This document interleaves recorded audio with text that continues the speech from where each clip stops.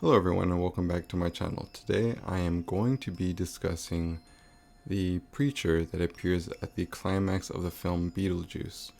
Now when Beetlejuice goes to marry Lydia, a strange fellow appears and he appears there to be the one to marry Beetlejuice and Lydia. And today I'm going to be talking about that being, that entity, that person. The preacher is an iconic figure and he appears as very skeletal with a skull-like head and long bony fingers. He wears a black and gray three-piece tuxedo with a white shirt and leather shoes. He is 4 feet 1 inches tall, so he's 4'1", and in the script he's referred to as a death-masked old preacher who slides down the fireplace ready to perform the service, speaking with a hissing death rattle.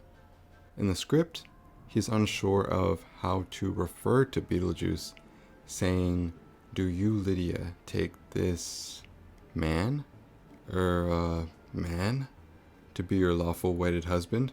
In the film, the preacher isn't so unsure.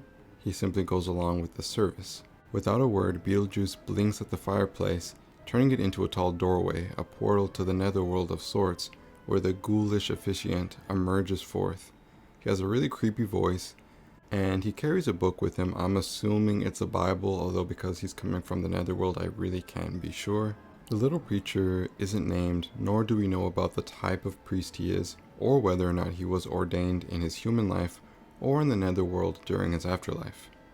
His very existence also points to the varied professions in the afterlife, as this is more of what we would consider a spiritual calling, as opposed to those doing corporate or custodial work, as seen earlier in the film.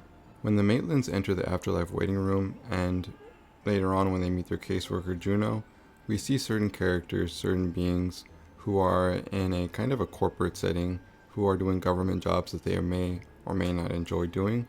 However, the priest seems like somebody who probably would enjoy his profession. We don't really know much about him, and he's in the movie for a very brief amount of time. The only other thing we know about him is that after he disappears, or rather after Beetlejuice is eaten by a sandworm, he disappears in a ball of flames, teleporting away without a word to anyone else. That's about it. That's all I really wanted to say. I just wanted to shine a little light on a very, very obscure and kind of minor character during the iconic wedding scene towards the end of the Beetlejuice movie. So thank you for watching, thank you for listening, like if you liked, and of course subscribe for more fandom related content. See you in the next one.